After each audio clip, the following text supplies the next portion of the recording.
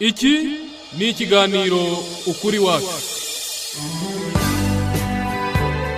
Ikiganiro ukuri wacu kigamije gusobanurira abumva One Nation Radio ukuri kubiriho ibibera mu Rwanda, kikanatanga ishusho nyayo ya politike y'u Rwanda ku bari hanze yabo. Yes, reka nongere mbasuhuze nshuti bakunzi mukurikiye One Nation Radio ya diaspora nyarwanda. Mudukurikiye muri mu bice bitandukanye bigize isi, aho mudukurikiye muciye kuri wa3.1nationradio.org, mukanadukurikira kandi muciye ku rubuga rwacu rwa YouTube arirwo One Nation Radio. Njye basuhuza nitwa Simeo Muhumuza. Turi ku cyumweru tariki 14 Gashyantare 2021. Iki ni ikiganiro ukuri wacu. Uyu munsi wa none turagaruka ku banyarwanda bamwe bivugwa ko bari mu mashyaka arwanya leta kandi akorera hanze y'igihugu. Bene aba bantu usanga kenshi biganjemo abashinjwa kugira uruhare muri jenoside yakorewe abatutsi mu Rwanda mu mwaka w'1994. Banafatanya kandi n'abahunze igihugu kubera ibindi byaha bitandukanye bakoze, ugasanga kandi harimo n'abarokotse jenoside yakorewe abatutsi, ariko aba bose akenshi bihuza bagamije gusenya leta y'u Rwanda ndetse no gupfobya jenoside. Uyu munsi wa none turasuzumira hamwe imiciranga bene aba bantu tuvuze haruguru ndetse n'impamvu zihishe inyuma y'ibikorwa byabo. Ese ibyo bita amashyaka bashinze bihagaze bite magingo aya? Ese uku gupfobya jenoside yakorewe abatutsi byaba ari turufu izabageza ku mpinduka bifuza? Ese koko abarokotse jenoside yakorewe abatutsi bakwiye kwifatanya n'aba bantu?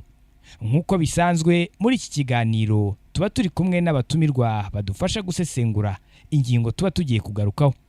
Kuri uyu munsi wa none turi kumwe na Honorable Evode Uwizeyimana, uyu akaba ari umusenateri muri Sena y'u Rwanda. Mbere ariko yuko ajya kuri izi nshingano, mu mwaka wa 2015 yashyizwe muri komisiyo yashinzwe kuvugurura itegeko nshinga ryatowe mu mwaka wa 2015.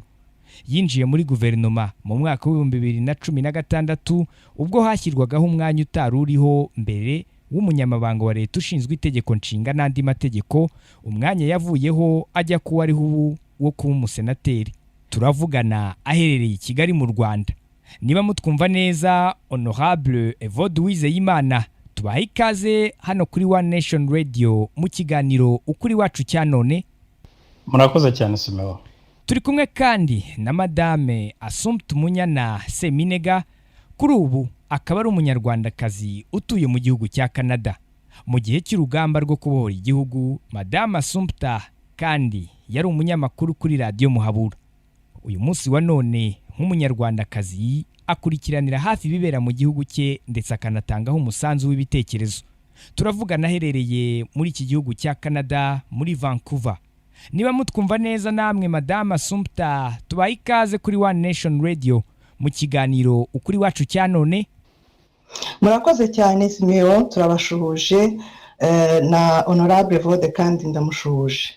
Yego. Ntangira rero dutangira ikiganiro cyacu, ubundi reka tubanze twibaze Honorable Evode Uwizeyimana, nibiki bisabwa kugira ngo ishyaka ryitwa ko rihanganye na leta ari ryo bita opposition ryemerwe?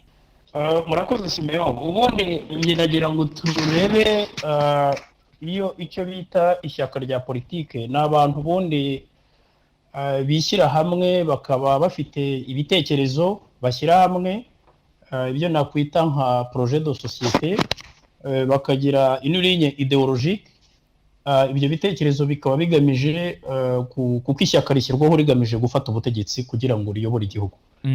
Hanyuma rero opposition, ubundi icyo naheraho ni cyitwa legal framework cyangwa se cadre juridique, kugira ngo tumenye ngo kugira ngo ikintu cyitwe ishyaka cyangwa se umutwe wa politike.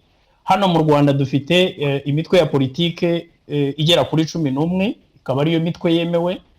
Dufite itegeko rigenga imitwe ya politike n'abanyapolitike, ni itegeko ngenga rya hari itegeko dufite ryo mu 2003, kuva nyuma y'itegeko nshinga rya 2003 iri tegeko ryagiye rijyaho rikavugururwa kenshi, ariko itegeko rya nyuma dufite ni ryavuguruwe mu 2018 itegeko ngenga. Muri iryo tegeko rero bavugamo ibisabwa imitwe ya politike, amategeko shingiro yaryo, rigomba kugaragaramo ubumwe bw'abanyarwanda, rigomba kuba rifite icyicaro mu Rwanda, rigomba kuba riri registered, ni ukuvuga ryanditswe mu kigo cy'igihugu gishinzwe imiyoborere, ni ukuvuga Rwanda Governance Board yitwa RGB. Ni ukuvuga ko rero ishyaka ritanditswe kandi tukaba tutabona amategeko shingiro yarishyizeho muri official gazette hano mu Rwanda, atari ishyaka au sens cyangwa se dukurikije amategeko y'u Rwanda igikwiye kuba cyitwa ishyaka. Ibyo bindi rero numva wisa amashyaka watangiye, nahoze ndeba topic y'ikiganiro cyawe ndimo kwibaza amashyaka umbwira yariyo. Ndumva nabanje no kukubaza ntese amashyaka umbwira nayahe, so urambwira ngo ni amashyaka ngo akorera hanze y'u Rwanda. Ibyo ntabwo bishoboka ko ishyaka ryakwitwa ishyaka rigakorera hanze y'u Rwanda, keretse niba ari amashyirahamwe y'abantu biterera inkuru gusa, ariko ntabwo nakubwira yuko ari ishyaka au sens du droit rwandais. Muri make nuko nabikubwira. Ubwo narindi muri definition mu buryo bw'impine bwo kumenya umutwe ishyaka rya politike bisobanuye iki, riba rigamije iki, riba rigomba gukora gute, ritangira gukora gute, ko rigomba kugira abanyamuryango, ko rigomba kugira icyicaro mu gihugu, uko rigomba kuba ryanditswe. Ni ukuvuga ko ishyaka, umuntu ushaka kugira ishyaka rya politike mu Rwanda agomba kuba akurikiza amategeko igihugu kigenderaho, cyane cyane muri ibyo bijyanye n'imitwe ya politike ndetse n'abanyapolitike. Ndumva muri make ari ibyo nagusobanurira kuri ibyo wambwiraga, ariko niba ari biriya ibyo njye numva tubona kuri za internet n'ahandi, nabyita nk'amashyirahamwe y'abantu biganirira, biterera inkuru, cyangwa se bashobora kuganira ku gihugu cyabo, cyangwa se abantu bikorera politike z'ibigoroba simbizi. Ariko ngira ngo wumvise ko hari n'uwavuze ko yashyizeho guverinoma, un gouvernement fictif. Donc urumva ibyo byose nuko ngewe mbibona, niyo ndererwamo mbibonamo. Ni ukuvuga ko nta kintu gikwiye kwitwa ishyaka kidakora muri cadre legale namaze kugusobanurira mu kanya. ngira ngo ni nayo mpamvu natwe hano turi gukoresha imvugo y'uko ari abiyita amashyaka, kuko ngira ngo nawe urabikurikira bo iyo babivuga baba bavuga ko ari amashyaka, ariko kubera ko wa mugana atananditswe kandi wenda n'ababa babikurikirana baba babibona ko bari kwiyita amashyaka, niyo mpamvu turi buze gukoresha iyi mvugo y'uko ari amashyaka yita ko ari aya opposition. Hanyuma ariko honorable utarava kuri icyo ngicyo, umuntu nanone yakwibaza kuki ari amashyaka yita ko ari aya opposition, ubundi amenshi yavutse nyuma ya jenoside.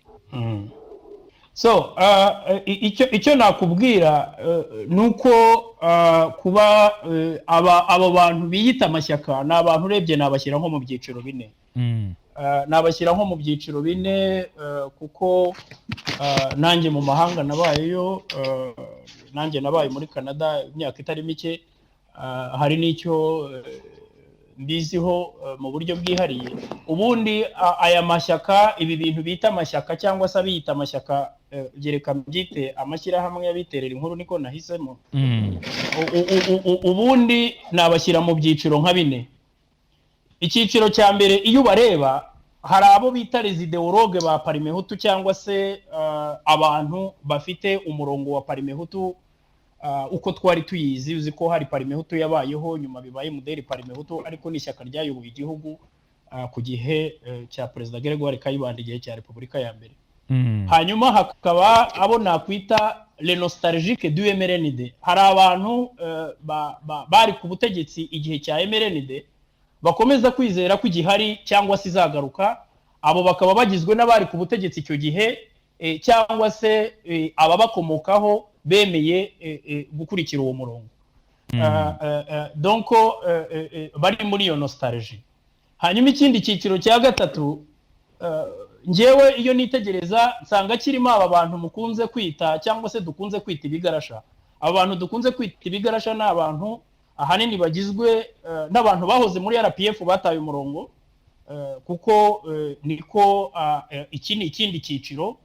Noneho rero icyiciro cya kane ari nacyo nsanga kibabaje gikwiye no kwitabwaho no gutabarwa sur le plan idéologique, gutabarwa ideologically, n'abana bavuka muri ibi byiciro byose navuze.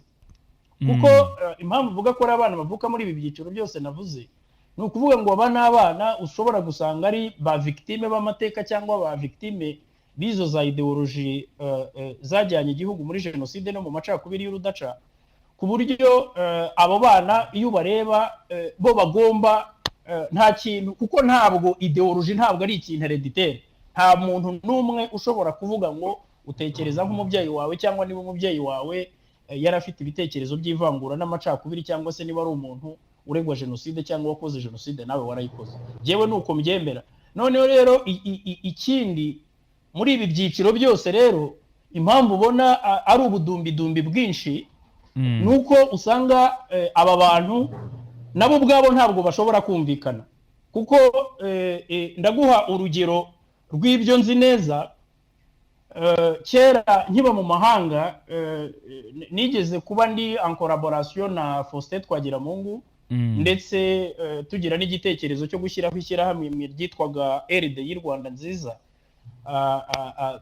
Turi mu bantu, jewe abandi basore barimo na uriya mupadiri witwa Thomas Nahimana, bitwa ba Patrick Ndengera, hari abasore wahoze ari umunyamakuru hano witwa Ismail Mbonigaba, witwa Mbonimpa, aba mu Buholandi yigeze kuba minister wa education hano, ngira ngo abanadirikabu mu biro bya prime minister mu gihe kimwe. Abangaba ndibuka ko twigeze kusa naho tushyira igitekerezo hamwe cyo gushyiraho RDI, Rwanda Dream Initiative. Noneho ikintu twaje kubona, munagenda mubona, nuko iyo ugiye kureba usanga ubu ngubu Twagiramungu, nguhaye urugero, abitwa abakiga baracyamurega ko ari we wabagambaniye agatanga ubutegetsi, agatanga igihugu akagishyira mu maboko y'inkotanyi. None bakaba barimo kudaradaza mu mushinga udashoboka wo kugerageza kongera kwambura ubutegetsi inkotanyi. Noneho wajya kureba abandi ku rundi ruhande ugasanga ubwo nabitwa abanyanduga bakirega abakigana none kuba barishe guverinoma bisi y'abanyagitarama. Ngira ngo ibibazo by'abakigana abanyanduga ujye ubyumva uko Kayibanda yavuye ku butegetsi nuko abantu bari muri guverinoma ye bishwe. Na n'ubu iyo dosiye ntabwo irarangira. Rimwe hari n'igihe najyaga mbabwira ntariko reka abakigana abanyanduga ko kera mwapfaga ubutegetsi mwese ubu mukaba ntabwo mufite murapiki. Icyo kibazo najyaga nkibaza nkiba muri Canada. Ngira ngo nikunze kwibaza iki kibazo cyo kuvuga ngo aba bakiga n'aba banyanduga admetoke bariho ko bose nta butegetsi bafite ubu ngubu barapiki. Donc ugasanga na abantu izo groupe zombi, les idéologues ba Parimehutu même les nostalgiques ba MRND baragerageza kongera kugerageza gukorana ngo barwanye RPF, ariko ugasanga cya kibazo bafitanye cy'umuziki cy'amateka ntikirakemuka.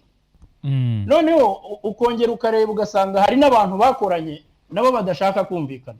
Hari umuntu witwa Ndahayo yahoze muri MDR, ngira ngo afite n'ishyaka ngira ngo ryasohotse muri FDU. Ibyo nkubwira ukuntu hagenda hasohoka habaho za faction nyinshi. Yigeze kwandika inyandiko yavugaga ngo les criminels notoires réfugiés dans l'opposition. Ashyiramo bari abantu bari basohoye ikintu cyitwa Rwanda briefing. Icyo gihe yashyizemo ba General Kayumba, ashyiramo ba Rudasingwa, ashyiramo ba Karegeya, Colonel Karegeya, ashyiramo ba Gerard Gahima. Donc ni ukuvuga ngo mu magambo make byari ukuvuga, byari bisobanuye iki? Byari bisobanuye kuvuga ngo aba bantu bahoze muri RPF dufite ibyo tubarega, natwe ntabwo dushobora gukorana nabo. Ba bantu nabo bakaza bakavuga bati mwebwe muregwa jenoside deja nimutemera gukorana natwe kuzasubira ku butegetsi bizabagora. None ugasanga abantu bari muri politiki imeze nko kuvuga ngo nguriza ngusengerere, ukibaza niba iyo politiki imeze gutyo. Izo politiki zo muri za paretoma zo kuri telefone, ikintu gituma bene ibi bintu bisandara bitamaze kabiri. Urabona ubu hari byitwa bigenda byitwa ngo za P5, ugasanga hagiye habamo ibindi bigurupe ibyo batwagira bongo bigeze bashinga bikanga ibindi. Donc ni ibintu byinshi cyane ku buryo ubu ngubu kugira ngo umenye aho umwe wamusanga usanga bigoranye kubera ko aba bantu ni abantu ubwabyo bakireba bakayumba ba RNC bakavuga bataba abantu n'inkotanyi nubwo bafite ibyo batumvikanyeho na RPF na Perezida Kagame. Noneho waje kureba aba bantu bose iyo ugiye kureba icyo bita politike programme politique yabo nakubwiye ko ishyaka rya politike icyo ari cyo projet de société abantu bagomba kuba bahuriyeho uko bavuga bati dore twebwe uko twakemura ibibazo by'igihugu nibura projet de société uzareba ibintu biberamo nta muntu n'umwe urumva kubwira ati dore uko ngeze ku butegetsi nakemura ikibazo cy'ireme ry'uburezi avuga ati wenda muri education nzakora ibi ngibi nta muntu n'umwe uzumva kubwira ati dore uko nazahura ubukungu bw'igihugu dore uko ubucuruzi bwatera imbere doing business dore uko nazamura ubushobozi bw'inganda z'u Rwanda tukagabanya ibitumizwa mu mahanga tukongera exportation tukongera ibyoherezwa mu mahanga dore uko nakemura ikibazo cy'ubushomeri dore uburyo bwo guhanga imirimo mishya uko twateza imbere ubuhinzi n'ubworozi abantu bakareka gukomeza guhinga mu buryo bwa gakondo gutubura imbuto n'ibindi dore uko twakongera umusaruro dore ibyo twakora muri diplomasi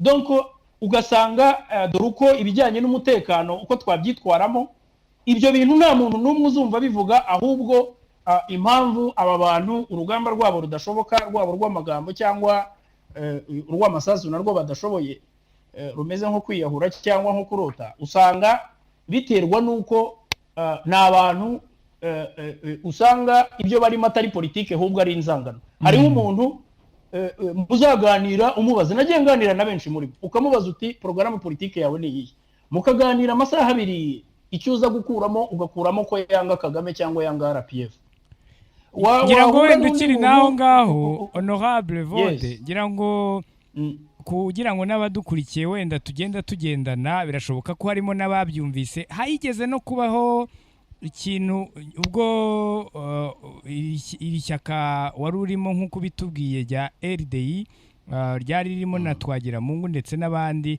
hari aho yigeze kuvuga ngira ngo icyo gihe yaganiraga n'igitangazamakuru cya BBC ababwira ko uri umugambanyi ababwira ko ngo ukorera FPR ubwo ibyo nabyo wabitubwiraho ko ariyo mpamvu babivumbuye bityo bakaba bakwirukanye ubwo nabyo wabitubwiraho okay Sibyo urumva ibyo birajya mu murongo w'ibyo nakubwiraga ntabwo ushobora gushinga ishyaka rya politike urebe uko amashyaka muri 91 yatangiye cyangwa se nuko RPF yabayeho mbere yuko itangira kwisuganya kuva muri 87 igategura urugamba rwo kubohora u Rwanda ikintu cya mbere uzasanga kiranga ayo mashyirahamwe ni ibintu byo gushwana bya hato na hato bijyana cyane cyane no kuba umuntu agira gutya akavuga ati numvise Evode avuga kuri BBC ibintu bitari byiza kuri leta buriya yaba umwataka mwiza reka mwegere dukorane dushinga ishyaka noneho rero ikibazo kimwe umuntu agahita kwandikira akajya imitaci nawe mutaranahura fizika atanakuzi donc ni ukuvuga ngo icyo kintu cyo gushaka gukorana n'umuntu mutaziranye nibyo bitangira bigahita bitera urwikekwe noneho mukajya mu kintu buri muntu akakijyamo afite inyungu ze kandi izo nyungu afite zidahuye n'iza mugenzi we ari byo bya bintu nakubwiye ko abantu batabanza ngo bumvikane kuri projet de société no kuri ligne idéologique noneho ugasanga urimo uravangavanga ibintu ubwabyo bitavangwa niyo mpamvu ibintu bihita bisandara hakiri kare ukumva umwe yashinze ake kuko urumva nibyo nakubwiye ko abantu benshi baza bagahura n'abandi bataziranye kuri telefone cyangwa kuri izi za internet ugahura n'umuntu ngo kuko yigeze kwandika akantu anenga leta mukaba mushinze ikintu mwita ishyaka ariko mutaziranye byagera hagati mugashwana mugatangira kwitana ba maneko mugatangira kwitana abagambanyi n'ibindi ngira ngo kuri iyo case bavugaga hari mu 2000 ngira ngo na 12 nko mu kwezi kwa gatanu niba nibuka neza nyakwigendera inyumba Royizia yaje muri Canada uramuzi Leta inyumba Royizia no umuntu wakoze imirimo itandukanye muri RPF ngira ngo yitabye Imana marerezuma ariko yari umuntu yaje muri Canada hanyuma turahura nari kumwe na mugenzi wanjye Ale Patrick Ndengera aracyaba muri Canada, ariko na mbere yuko tunahura nawe igitangaje twagira mu gutwara nabimubwiye, noneho aratubwira ngo ntabwo ashaka ko tubonana n'abantu b'inkotanyi, ntabwo ashaka ko tubonana n'abantu muri leta. Hanyuma ndangije ndamubwira nese inkotanyi wowe muri 92 ujya guhura nazo i Buruseli uruhushya warusabye. Donc ku buryo umuntu nka twagira Mungu ntabwo yari akwiye kuba mfata jewe na Patrick ngo turege kuba abagambanyi, kandi nawe afite abandi bakiga babimurega. Donc urumva ikintu cyitwa guhura n'inkotanyi, guhura n'umunyarwanda mugenzi wawe, nawe uri umunyarwanda, noneho twagira Mungu akumva ugomba no kumusaba uruhushya rwo kugira ngo ubonane n'umunyarwanda mugenzi wawe wifuza ko mubonana. So ibyo bintu rero urumva iyo byatangiye nuko byatangiye, nta nubwo ari nanjye njyenyine.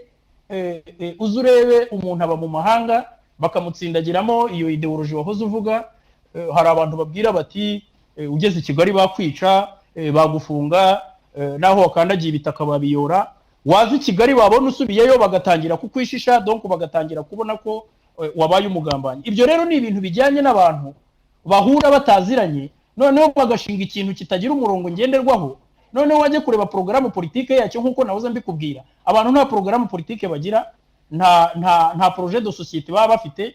Ujya ugasanga umwe aradutse ati inkotanyi zarashe indege ya Habyarimana, undi akavuga ati habaye double genocide, undi ati mapping report, undi ati uburenganzira bwa muntu, undi ati rusesabagina, undi ati political space, undi ati freedom of speech.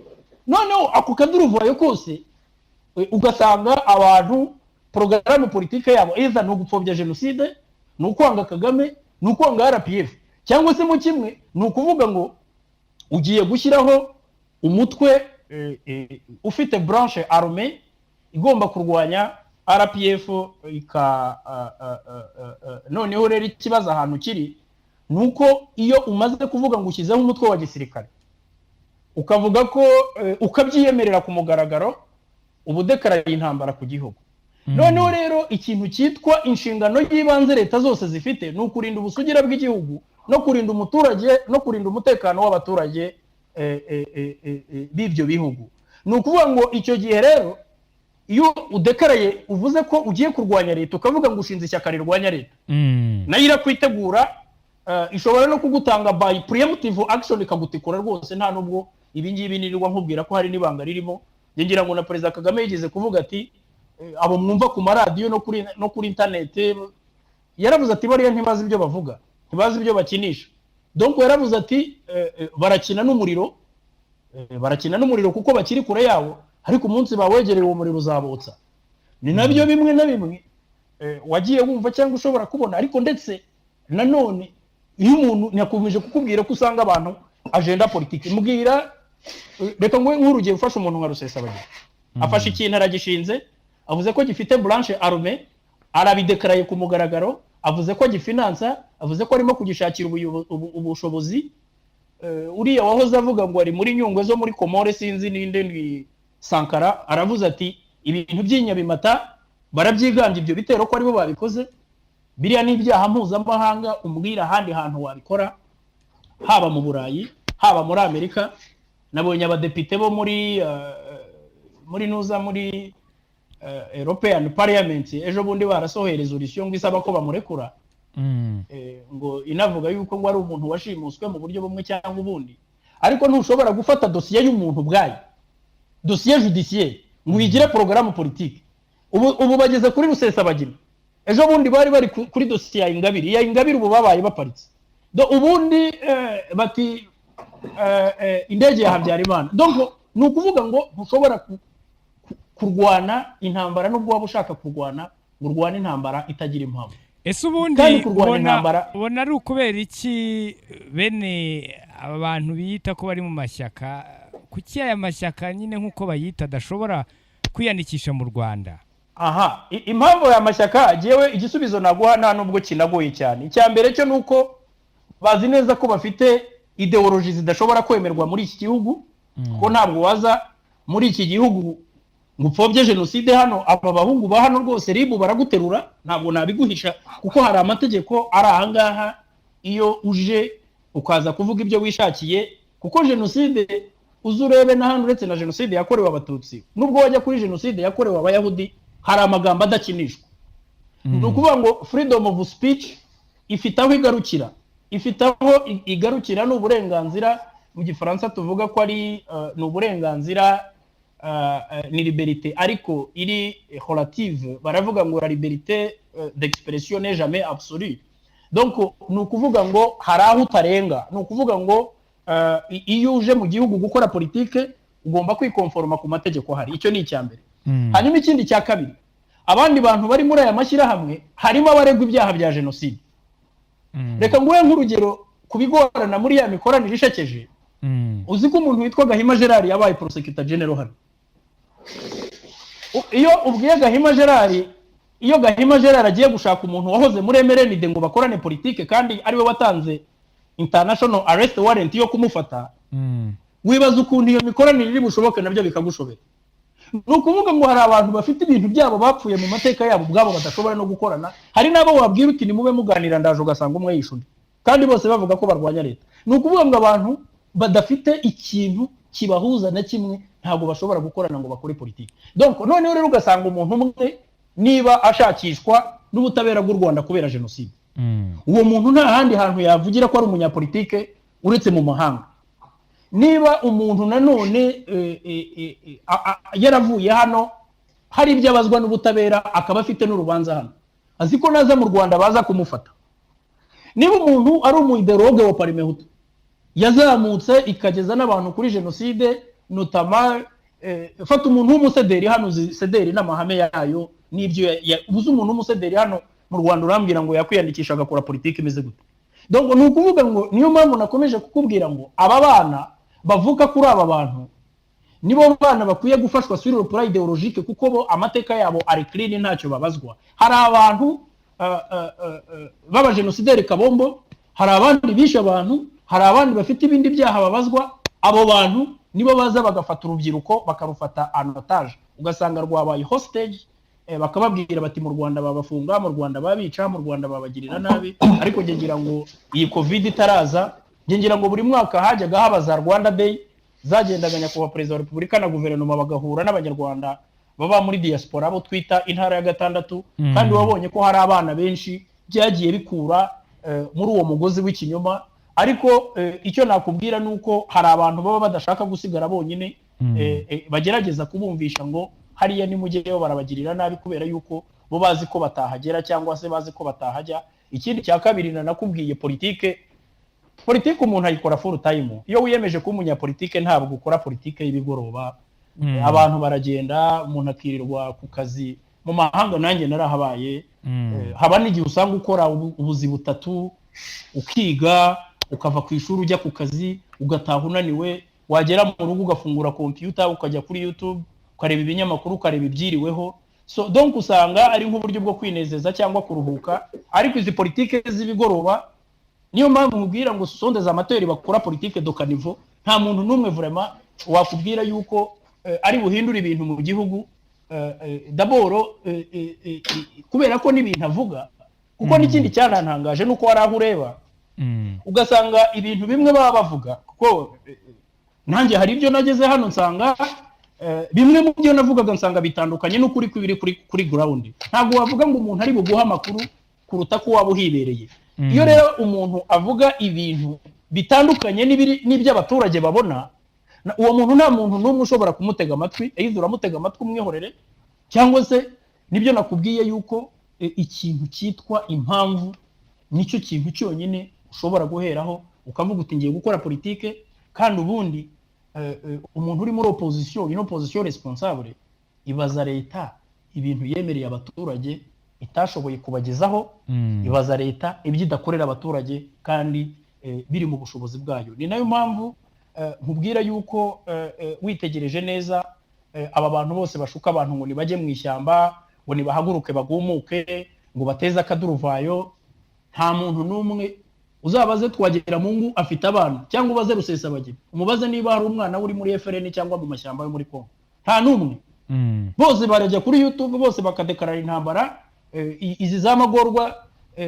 ziri aha ngaha muri Afurika zikishoramo bamwe bagahura n'umuriro bakaraswa abandi bagafatwa bagafungwa ngira ngo hari ibyo mumaze iminsi mubona hari abari mu nzego z'ubutabera ubu ngubu hari abandi bari aho ngaho so ntabwo ntekereza yuko umuntu guhamagarira abaturage kugumuka appel à l'insurrection cyangwa se kuvuga ngo abantu nimujye mu muhanda mukureho ubutegetsi abo bantu bo bamanutse bakaza mu muhanda bakawujyamo bakabukuraho erega hari n'abantu bakonfonda des époques icyo nashaka kukubwira hari ibintu bidasa nakubwiye General Kabara yigeze kuvuga ko urugamba atari ukwigana ntabwo urugamba ari ibintu umuntu yishoramo agiye kwigana abandi nje bijya binantangaza iyo numvise umuntu w'umusivile kuko hari n'abonzi neza tunaziranye utazi kurashisha n'itopito akubwira ngo natwe tuzafata umuheto buriya butegetsi tubukureho Kagame tumwirukane mu rugwiro uribaza nk'umuntu ukora iyo declaration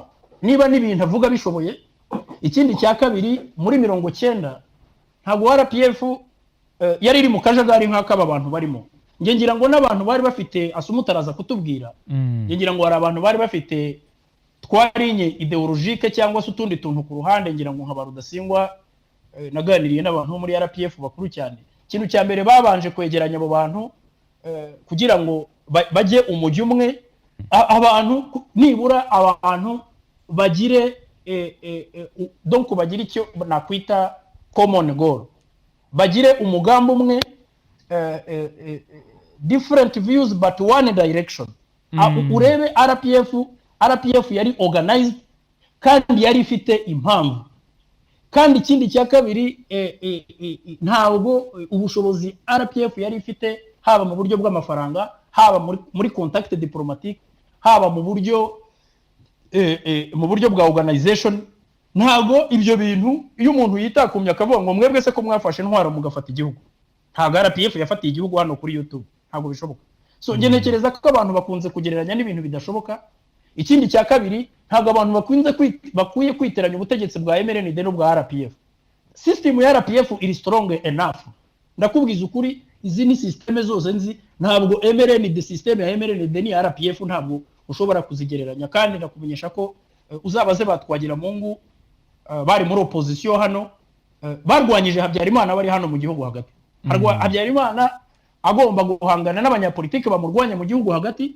akagomba no guhangana n'urundi rugamba rw'amasasu RPF yari mwugarije no kwemera nibyo bajya banavuga ngo imishyikirano se niki ntabwo ushobora kwemera gushyikirana n'umuntu uri useless eraga imishyikirano buryo yemera hari ikintu bita le danger imminent mu gifaransa icyo bavuga ni ukuvuga ngo ndugarijwe nintemera kuganira n'uyu muntu hari riske yuko natakaza byose ariko kuvuga ngo uraganira n'umuntu washyizeho guverinoma yise guverinoma fictif ikorera mu buhungiro akajya kuri YouTube agatanga igitangazo hanyuma ukavuga ngo reka nze kugusha ese ubundi uwo muntu wamenye unamushakira he ko na adresse yitazwe so nge ntekereza yuko iyo uganira Habyarimana yemeye kuganira na RPF kuko yari ari kuri riske yo gutakaza byose RPF yari yamaze kumwotsa byumba na Ruhengeri yamaze kubikuramo ibice binini ifite imbaraga muri diplomasi donc ni ukuvuga ngo Habyarimana nta yindi shuwa yari afite uretse kwemera kujya kuganira n'inkotanyi ubusaba ngabo wajya kuganira nabo muganira iki uri guverinoma waba urimo kwitesha n'agaciro ngira ngo reka tunabijyanire rimwe honorable ngira ngo hari n'uwo watubwiye n'ubundi mwahoze muri kumwe muri rya shyaka na twagira Mungu yari arimo yitwa Padiri Nahimana Thomas usibye ko atari we gusa ariko n'abantu kenshi usanga iyo urebye ibyo bavuga bashobora kuba batunzwe n'ibinyoma nk'uyu Padiri Nahimana Thomas aba mu Faransa aherutse gukwirakwiza ibihuha mu minsi ishize ko perezida wa Repubulika yitabye Imana ubundi umuntu reka yibaze ibinyoma nk'ibi ngibi bishobora gukuraho leta none se reka nkubwire Simeon Padiri Nahimana amaze nk'icyumweru akwirakwiza ibyo bihuha by'uko perezida Kagame yitabye Imana nibwo jewe narahiye nk'umusenateri perezida Kagame yaje kuturahiza nari muhagaze iruhande twafashe ifoto iri muri media n'abandi basenateri banjye bifotoje ariko icyo mubonamo n'iriya distance ijyanye nyine n'ingamba zo kwirinda COVID-19 iyo wowe rero iyo uvuze ko iyo ukora politiki imeze gutyo ni ukuvuga ngaho mbwira umuntu ukora politiki yo kubeshya abanyarwanda ko perezida wabo yapfuye kandi bamubona buri munsi uwo muntu wamukurikira gute, wamuhihe credibility? Ujya wumva rimwe na rimwe abantu ngo ibintu byasandaye bagapfa amoko bagapangwa amafaranga. Donc ibi bintu ni ibintu bimeze nk'ibimina byo kwirwanaho. Hari ibintu abantu bo mu makoperative nabajya bakora ibintu ikintu cyitwa ikimina, ukumva umuntu arakubwira ngo nibamuha amafaranga miliyoni y'amadolari akureho leta, kandi numva ngo hari n'abayatanga rwose. Njye numva ngo hari n'abayatanga, icyakora je ntawe nigeze nyaha. Ni nabyo nakubwiye, ugafata amafaranga yawe ukayoherereza n'umuntu utazi n'icyo agiye kuyakoresha. Donc n'abantu bishingiye ikimina, rimwe na rimwe ukumva ngo barashaka gukuraho leta. Niyo mpamvu mubwira ngo afite na guverinoma yise ngo niyo mu buhungiro. Ubundi guverinoma yo mu buhungiro birashoboka ibaho? Donc urumva none se guverinoma iyobora wigeze wumva guverinoma iyobora igihugu itakirimo? Donc jewe ikintu kimwe ntabwo ntekereza ko abo bantu bakwiye no gutesha abantu umwanya, kuko ngira ngo muri biriya bihugu bimwe birakonja, abandi baracanganyikirwa mu mutwe, mu gitondo umuntu akabyuka akadukana ikintu. Ikibazo si umuntu wadukanye igitekerezo, ikibazo n'umuntu wagiye muri icyo kintu bakamwita prime minister. Ibintu bimeze nka bya bindi bya Bushombe. Kera hari ibintu twajyaga twita concours de plaidoirie nyiri muri kaminuza mu ishami ry'amategeko. Concours de plaidoirie ryari isomo batwigisha ukuntu umwavoka agomba kwitwara mu rukiko, batwigisha ukuntu umucamanza, ukuntu umuntu asaba ijambo. Noneho tugakora ikintu kimeze nk'inteko y'urukiko, bamwe bakaba abacamanza, undi akaba umushinjacyaha, undi akaba uregwa, undi akaba avoka, kandi twese turi abanyeshuri. Ibyo bintu rero nabo nibyo bakora, aho ujya kumva umuntu aradutse ukumva ngo ni premier ministre. Premier ministre ukorera ahantu muri Kanivo cyangwa muri Kave, ukorera kuri YouTube. So ibi bintu byose rero iyo ugenze kubireba, icyo kinyoma cyo kuvuga ngo na perezida yarapfuye, ngira ngo wumvise ko n'abavuga ko barwanya ubutegetsi bamwe bageze aho barayamanika, baravuga bati iki cyo kiranyagisha. Yego. Donc ni ukuvuga ngo abantu bakora gutyo nta n'ubu bwabo bashobora kumvikana. Hari n'abantu mushinga ikintu, niba atari wo boss wacyo akagisenya. Nakubwira ngewe mu kwezi mu bihumbi 2010 mu kwezi kwa 12 twagira Mungu yatumiwe ahantu muri leta ya Maryland, yatumiwe mu nama ya mbere yashyiragaho aranse. Noneho bakaregeye bamubeshya ko ari we ugomba kuba boss. Ahageze ibintu birahinduka, twagira Mungu ibintu abivamo. Amaze kubivamo ku itariki ya 11 mu gitondo, aranse bayishinze ku itariki ya 10 mu kwezi kwa 12 mu bihumbi 2010. Ku itariki ya 11 z'ukwezi kwa 12 mu bihumbi 2010 mu gitondo mu rukerera, nibwo nabonye igitangazo kivuga ko havutse ishyaka ryitwa Rwandan Dream Initiative. Noneho ariko igitekerezo twari tumaze iminsi tukiganiraho, ariko tutarakonkretiza uko tugomba kugikora nuko kigomba gushyirwa mu bikorwa. Abagenzi banjye twari kumwe baravuga bati ibi bintu ni ibiki mwabimenye? So baza kubidusobanurira nyuma. Aho rero ni naho amakimbirane yanatangiye, uretse ko twicicikiye strategically tugakomeza kumanaginga umuntu no kumwubaha nk'umusaza cyangwa umuntu mukuru.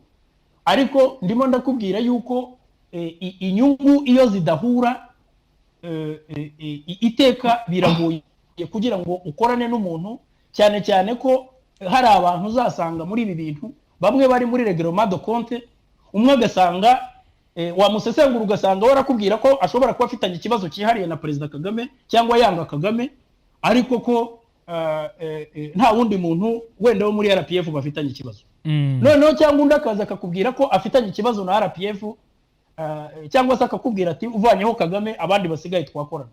Wagenda kuganira n'abantu benshi ugasanga abantu bafite impamvu kiso diametralement opposé, udashobora no kugira ahantu wazihuriza, ku buryo rero umuntu w'umunyapolitike digne de son nom ufite projet de société ifatika hano muri system ihari yakwisangamo ibyo by'inzangano n'amareglement de compte ari personnel nta kintu na kimwe yageza ku bantu. Ni nayo mpamvu hari aho nageze maze gusesengura buri muntu wese no kumusoma mu mutwe, navuze nti ngewe hari aho nakwiye kurenga. Ariko ikigaragara cyo nuko ibintu byo kuvuga ngo abantu rwose barakora opposition, ngo abantu barakuraho ubutegetsi barabukuriraho kuri internet, rwose ibyo bintu no kwiganirira. Ntabwo twabuza abanyarwanda kuganira no gutera inkuru.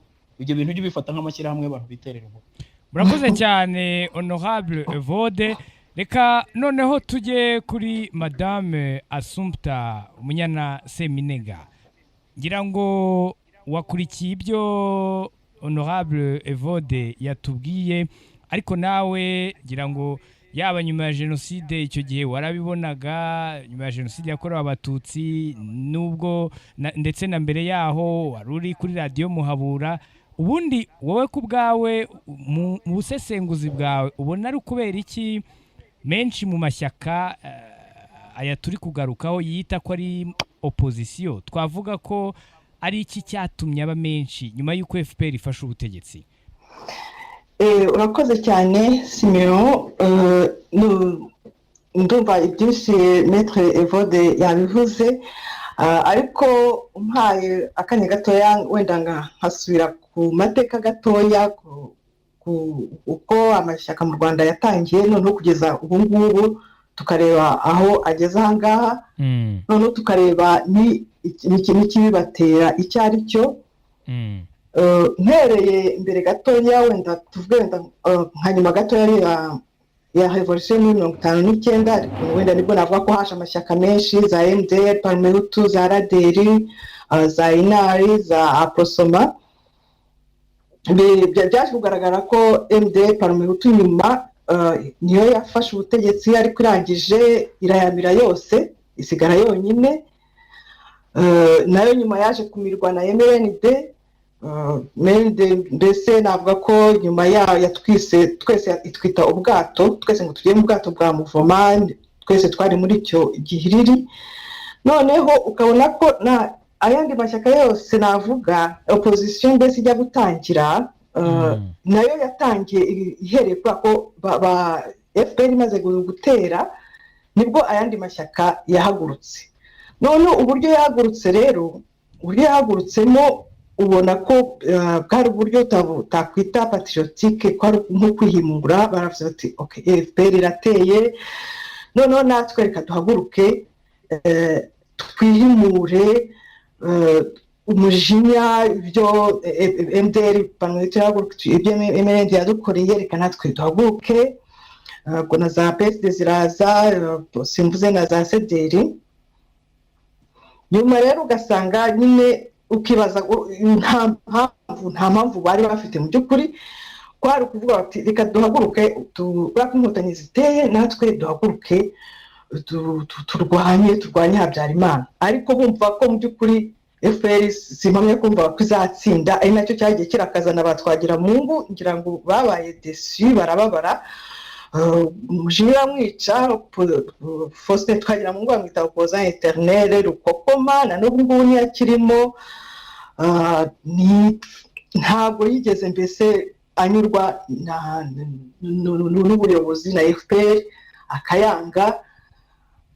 Iyo urebye rero usanga igihe cyose cyabaye wambajije uti kubera iki, biba biterwa n'iki.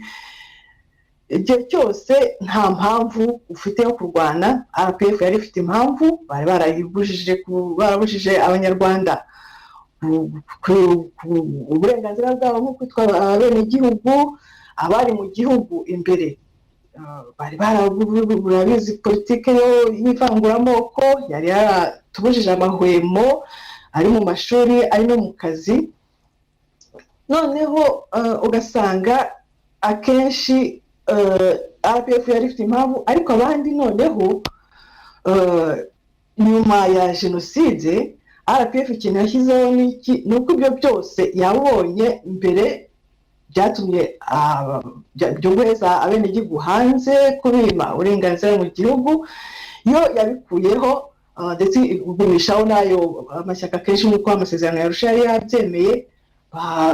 amashyaka agumaho uretse nyine ayo ngayo yari yarakoze ibyaha nka sede na za emerende ariko ayandi mashyaka agumaho.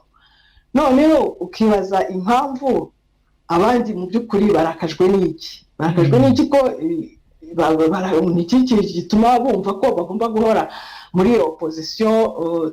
Leta yagaragaje ko itanariho ari nta kintu bakora, nta agenda politike bafite, nta projet n'imwe bakwereka. Ukibaza uti ni ukubera iki? Njyewe nabyita amaco y'inda mu by'ukuri, nkabyita ikizi ubusambo, kutanyurwa, gushaka intambara gusa mu gihugu, akaduruvayo, cyangwa se nyine nko kutishimira gusa, kubona kutishimira ubuyobozi buriho gusa, bakumva gusa bibateye umujinya kuko badashobora kubisiporta gusa, nta kindi. Ntabwo umujinya waje kuvuga ngo ufite umujinya gusa. Nyine usanga nyine iyo nta mpamvu ufite iteka ushaka impamvu yo gutera akaduruvayo, gusebya leta, kuvuga gusa ngo ubashaka, nta kintu cyiza na kimwe bashobora kubona na kimwe. Urazi Simeon, ndagira ngo nunganire madamu Assumpta akantu gatoya kuri urebye context wenda y'amashyaka menshi mu Rwanda. Yego. Bitangira muri 91 jewe hari ukuntu bijyanye n'imyaka yanjye, imyaka nari mfite nuko nanganaga politike narayikurikiraga, ndetse niyumvaga rwose nabiguhisha mu ishyaka rya MDR kuko twagira Mungu yarafite discours nziza icyo gihe. Buriya hagati kugeza muri 94 nakubwira ngo twagira Mungu yari umuntu muzima, kuko nibuka we ahagarara ku maguru abiri aravuga ati inkotanyi n'abanyarwanda. Aravuga ati icyambere, aravuga ati mwabyemera mutabyemera, kuvuga ngo igihugu kiruzuye ubwabyo, iyo ni imvugo idakwiye kwihanganirwa. Twagira Mungu yahagaze ku maguru abiri muri za mitingi ahantu henshi. Ariko wenda tugarutse kuri context yabanjirije amashyaka, buriya hari inama yabereye ahantu hitwa Labore ni mu Bufaransa. Icyo gihe Perezida Mitterrand, ntabwo nibuka neza amatariki, ariko Losome yabereye ahantu hitwa Labore. Perezida Mitterrand ahamagarira ibihugu byo muri Afurika, cyane cyane abantu bari muri koloni française n'ibihugu byaterwaga inkunga n'Ubufaransa, abibwira ko igihugu kidashyiraho amahame y'uburenganzira bwa muntu no kwemera amashyaka menshi, donc ibyo bita pluralisme politique. Ibyo bisi icyo gihe ngo ni aggiornamento, ni Igitaliyane. Ariko icyo gihe nibwo yavuze ati ibyo bihugu ntabwo bizongera kubona inkunga y'Ubufaransa, ibihugu bitari bwemere amashyaka menshi no kugendera ku mahame y'uburenganzira bwa muntu. Icyo gihe rero muri ibyo bihugu Losome yabera ahantu hitwa Labore, Perezida Mitterrand yayoboraga Ubufaransa. Hanyuma nibwo ureba muri iriya myaka ya 1991 uraza gusanga ariho inkundura y'amashyaka menshi yatangiye mu bihugu byo muri Afurika, kuko icyo gihe ibihugu byinshi byari bifite icyo bitaga parti etat, donc parti unique. Na MRND rero niko yari imeze, ariko bya bintu bya Habyarimana byo gufata abantu bose akababumbira hamwe muri ubwo bwato, icyo gihe ntabwo yari azi umubare w'abamekonta afitemo. Ndetse ni nayo mpamvu aba bantu bose nkuko madamu Assumpta yabivuze, abantu bose bahagurukiye icyarimwe bari asharene bashaka gukuraho Habyarimana. Impamvu bamubona byanabacanze, bamwe basaga n'abari muri vengeance, kuko ntabwo bari bazi icyo bakoresha igihugu Habyarimana bamaze kumukuraho. Ni nacyo cyagaragaye nyuma ya 94. Kuko kiriya gihe demokarasi matematike yari kiri mu Rwanda, hari abantu bari mu mibare yo kuvuga ngo twebwe turi benshi, dukureho Habyarimana, inkotanyi ntabwo zizadutsinda amatora.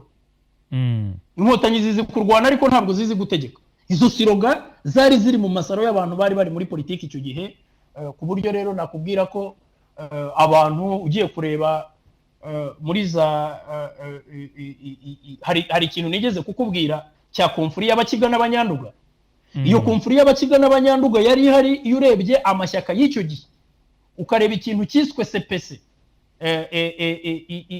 y'icyo gihe na cyari kirimo MDR, cyari kirimo PSD na PR au départ cyitwaga Force Démocratique pour le Changement, nibuka ko cyitwaga FDC hari muri icyo gihe. Icyo cyagiyemo ayo mashyaka, ariko iyo ugiye kureba abantu bari bayoboye ayo mashyaka nkubwiye, usanga bose ari abantu mu mateka yabo bari baragiye bagirana ibibazo na Perezida Habyarimana. Ntabwo nabiguhisha, yaba ari nyakwigendera Felicien Gatabazi yari yarafunzwe. Uribuka ko yafunzwe muri 1984, hari dosiye yigeze kubaho akiri ministre ku bintu bijyanye na bintu by'imfashanyo zari zigenewe impunzi muri za 1984. Urwo rubanza rwabayeho ruri mu mateka on record. Justine Mugenzi wayoboraga PER yigeze gufungwa ahangaha nakatirwa burundu. Hari dosiye yigeze kugira, yaregwaga ko yari afite dosiye yo kuba yarigeze kuregwa kuba yarishe umugore we uwo bashakanye. Iyo dosiye irahari muri archive ujemo wayibona. Memuka Twagiramungu wibuke ko ari umuko wa Perezida Kayibanda. Kamemu ntabwo wambwira yuko yabagaho yishimiye, kuko nyuma yo gukora politike nshobora kuvuga nti umuntu wishe data bukwe byanga bikunda amaherezo nanjye ndamwibikiye, okaziyo yose yaboneka na mwisura. Donc ni ukuvuga ko abantu bagiye muri politique de vengeance, ariko noneho jina nubwo nabiguhisha politikoma, iyo ubonye ikintu wagiprofita sur le plan politique uragiprofita. So ni ukuvuga ngo abantu barwanyaga Habyarimana, kuba hari abandi bantu bahagurutse bakarwanya Habyarimana byari mu nyungu za RPF, nayo nk'abantu bashakaga kubohora igihugu nabo barwanya ubutegetsi bwa Habyarimana. Ntabwo umuntu yabiguhisha. Nubwo ngubwo yes. Noneho rero unarebye nunareba urebe iki gihugu cyemeye kunywa umuti urura kugira ngo u Rwanda nk'igihugu rwongere kubaho. Urebye ibisubiza abantu bashyiraga ku meza, hari abavugaga bati mushake Huturande, abatutsi bajye kwabo, abahutu kwabo, cyangwa se murebe ukuntu u Rwanda n'u Burundi bamwe ni ibibazo biri mu Rwanda no mu Burundi by'abahutu n'abatutsi, murebe ukuntu abahutu baje Burundi, abatutsi baze mu Rwanda ou vice versa, cyangwa se aba bantu mu bagabanye n'ibiki. Ibisubizo ibyo bintu uzaganire n'abantu bajyaga mu mishyikirano yarusha, abantu bakera, abantu bakuze hano baracyahari. Uzaganire na bamuzehe Tito Rutaremara, uganire na baje Museka Barebe, uganire n'abasirikare bakuru hano, bazakubwira ko ibyo bintu hari abazungu batatinyaga kubishyira ku meza bagerageza kumvikanisha ko abahutu n'abatutsi badashobora kubana. Donc muri 90 noneho rero muri 94 intambara irangiye, kamemu byarumvikana RPF yari imaze gufata igihugu. Ni nabyo Perezida Kagame avuga ati njyewe iyo nshaka gufata ubutegetsi cyangwa iyo nshaka kuba perezida nari kubufata, kuko RPF yari imaze gutsinda urugamba rw'amasasu. Kuki rero muri 94 yemeye gukorana n'imitwe ya politike itaragize uruhare muri jenoside. Twagiramungu yari asanzwe ari premier ministre désigné mu masezerano y'amahoro yarusha. Abandi bantu bo muri opposition marerezuma bari bamaze kwicwa. Uziko hari abantu benshi bagiye bicwa. Felicien Gatabazi yapfuye le 22 février muri 94, amezi abiri imbere ya jenoside gato. Uwizeyimana gataricwa, Maître Ngango Felicien wari muri PSD aricwa, ni nawe navuga ko yashoboraga kuba perezida w'inteko ishinga amategeko. Hari abantu bo muri RPF bari hariya muri iriya parliament, iriya nzu bita CND, baraje kujya muri izo nzego. Donc malheureusement Habyarimana amaze gupfa, jenoside iratangira, ibintu byose bihinduka akaduruvayo. Ariko RPF irwana n'urugamba rwo guhagarika jenoside no kurokora abo yari ishoboye, ariko imaze gufata igihugu ntabwo yavuze ngo twatsinze urugamba rw'amasasu reka twiharire byose. Baravuze ngo reka dufate abantu bari mu mitwe ya politike itaragize uruhare muri jenoside. Nuko Twagiramungu bisanze mu nzego muri gouvernement d'union nationale. Pasteur Bizimungu wa Perezida wa Repubulika, hari declaration ya RPF yasohotse buriya mu Rwanda rwagendeye ku kintu cyitwaga loi fondamentale hagati ya 1994 n'2003. Loi fondamentale ari ryo ryari itegeko shingira igihugu cyagenderagaho, yari igizwe n'ibintu nka bine. Yari igizwe n'itegeko nshinga ryo muri 1991, yari igizwe n'igice n'amasezerano yarusha évidemment mu gice kivuga igabana ry'ubutegetsi, ariko MRND na za CDR excluded. Hari harimo ubwumvikane bw'amashyaka ataragize uruhare muri jenoside. Hari ikintu cyiswe convention entre les forces politiques qui n'avaient pas participé, donc qui n'ont pas participé dans le génocide. Iyo convention yari ihari, kongeraho declaration ya RPF. Hari declaration ya RPF yakozwe du 17 juillet 94. Ni ukuvuga ngo ikintu cyiswe loi fondamentale cyari kirimo izo texte enye, noneho abantu bareba ukuntu igihugu cyakongera kuba igihugu. Perezida Pasteur Bizimungu, Vice President His Excellency Paul Kagame icyo gihe yari akiri na Minister wa Defense, Twagiramungu aba Prime Minister, noneho hajyaho guverinoma irimo abantu bari bafite inyungu zinyuranye, batari bafite ikintu na kimwe bahuriyeho. Ndanakubwira ko biriya bintu byitwa ziriya faction zitwa power, wibuke ko MDR hari aho yageze icikamo kabiri, haza igice cy'aba power cyari kirimo bakaramira n'abandi n'abitwa badonati murego, hasaguka ikindi gice cya MDR cyari kirimo Faustin Twagiramungu na Uwizeyimana gata consort. PSD yacitsemo kabiri, PR icikamo kabiri, hagira igice kimwe cya ba Justine Mugenzi. Nuko urimo kubona bari abantu banisanze muri ya guverinoma yakoze genocide, nuko bisanze mu manza za Arusha, kandi bose mbere bari muri opposition barwanya Habyarimana no kwikubitiro barashyirwaga mu ruhande rwa RPF. Nuko amashyaka yacitsemo ibipande bibiri. Ndabyibuka muri MDR hari igice bitaga ngo n'amajyogi, ariko uko byaje kugenda hari abafite inganda bagiye bahabwa amasoko, abandi bahabwa babakorumpi, donc cya gice cyitwa power gisubira ku ruhande rwa MRND na CDR. Noneho hasigara ikindi gice cy'abiswe abagambanyi n'abo bise Hutu modere, aribo bagiye ku ruhande rwa RPF, ari nabo baje kwisanga mu nzego nyuma ya 1994. Donc ni ukuvuga ngo abantu bakiri bato bakwiye no kujya basobanurirwa n'ibi bintu, noneho bakamenya inkomoko y'ibyo bintu urimo kuvuga, ngo kuki ibi bintu byose byatangiye nyuma ya 1994. Byatangiye nyuma ya 1994 niba abantu bashyizwe muri guverinoma bajya mu nzego zashyizweho nyuma ya 1994 ngo bafatanye na RPF kuyobora igihugu, ariko sur le plan idéologique nta kintu na kimwe bahuriyeho na RPF. Bo bagumye mu murongo wabo, nuko ibintu byasandaye. Twagiramungu arademisiona, Sendashonga arademisiona, nuko bavugaga ko cabinet irangira hakaba izindi za nimugoroba. Abantu bari muri izo guverinoma barabizi, bamwe baranabitubwira ubu ngubu ntibatinya no kubivuga. Donc ku buryo iyo yari guverinoma ya Gatogo pratiquement idashobora no gukora, ariko byari ngombwa muri kiriya gihe kugira ngo igihugu gishobore kongera kubaho. Donc nuko rero abo bantu bagiye bigaragaza, ni nayo mpamvu nakubwiye ngo abantu bose bari asharene bavuga ko bashaka gukuraho Habyarimana. Abenshi bari abarakare babunze muri MRND, abandi bari abo MRND yimye imyanya, abandi bari abavuga bati Habyarimana yarimbuye guverinoma y'abanyanduga, noneho ubu ngubu natwe tubonye umwanya wo kwivanja. Ntabwo rero ushobora gukora politique de vengeance ngo ugire icyo ugeza ku bantu. Ni nako kuri kw'ibintu, ku buryo iyo ugiye kureba ufata abo badonati murego muri MDR, nabo ni abantu bari barabaye muri prison. Ni ukuvuga ngo uraza kureba ugasanga ni groupe de mécontents y'abantu qui se vengeaient contre Habyarimana, ariko atari ukuvuga yuko bashyigikiye umurongo wa politiki inkotanyi zari zifite. Ni nayo mpamvu gukorana nazo byabananiye. Ni nayo mpamvu nakubwiye nti aba bantu bose bashakaga gukuraho Habyarimana ntabwo bari bazi icyo bakoresha igihugu Habyarimana bamaze kumukuraho.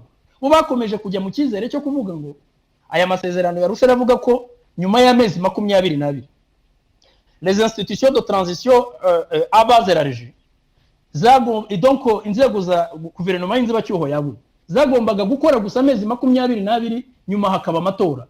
Hari abantu rero bo bavugaga bati twebwe turabahutu kandi demokarasi matematique ya nyamwinshi mu Rwanda iracyahari, iyi RPF ntabwo izadutsinda amatora. Donc noneho babunda bazi ko nyuma y'amezi 22 niho haba amatora, abo bantu amatora aribo bagomba kuyatsinda. Malheureusement RPF nayo ishyiramo urufunguzo, ntabwo ari abantu n'abanyapolitike de grande envergure bari bamazemo igihe bakora politike bareba uko ibintu bimeze, ariko icyo abantu bibeshye RPF yari ifite umuheto bo ntawo bafite. Wakora politike y'umurongo gusa se muri Afrika irashoboka. Donc nuko nguko ni nako kuri kw'ibintu.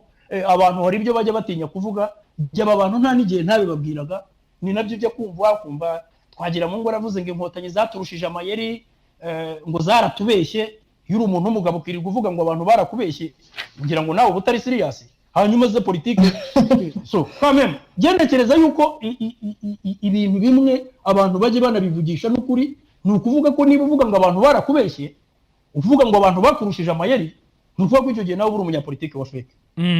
Urakoze cyane. I'm so sorry to say that. Nshuti bakunzi ba One Nation Radio, reka mbabwire ko ahariho dusoreje igice cya mbere cy'iki kiganiro ukuri wacu cya none cyagarukaga ku mbonerahamwe y'imiterere y'abiyita opposition kuri leta y'u Rwanda. Twari kumwe na nyakubahwa Honorable Uwizeyimana, akaba ari umusenateri mu Rwanda, ndetse kandi tukaba twari kumwe na Madame Assumpta Umunyana Seminega, akaba ari umunyarwandakazi utuye mu gihugu cya Canada, ni naho kandi twavugana gaherereye. Ubutaha mu gice cya kabiri cy'iki kiganiro tuzakomeza aho twari tugeze. Gusa ibi ni bimwe mu byo uzakurikira mu kiganiro gitaha. Yakubwira ngo ubutegetsi bwacu agasa naho yerekana ko umuhutu burimo ari nk'umuntu waje kugama. Donc noneho umuntu yakubwira ngo ubutegetsi bwacu kandi avuga ngo leta iramuhiga, ugashaka ubutegetsi bwacu arimo kuvuga ubwo ari bwo ukabubura. Hari n'abandi tuzi neza ko bafashe bari barafashwe wenda bugwate mu mashyamba aho ngaho kubera environnement mbi barimo, ariko bagarutse mu gihugu, bamwe ni bakuru abandi ni batoya, nabo ukabona ko bahindutse. Nkaba rero ngiye mfite icyizere kandi n'igihe ubwacyo burya nacyo kiyasobanura. Honorable Evode, mbere ya 2016 mwagiye mwumvikana kenshi munenga ubutegetsi bwa FPR Inkotanyi, nyuma yaho mwanavuze ko mwahindutse ndetse mwiyemeje gufatanya n'abandi kubaka igihugu cyababyaye. Iyi ntambwe mwayigezeho umute Honorable? Ubu buzima tubaho buri munsi nge mba afite ikintu ngomba kwiga kandi buri munsi tubaho duhitamo. Jewe rero nanabigezeho kuko keretse niba tubifurije gukomeza kugira ibihe byiza. Nge wari waguteguriye kino kiganiro wanakikugejejeho, nitwa Simeon Muhumuza. Mugire amahoro y'Imana naho ubutaha.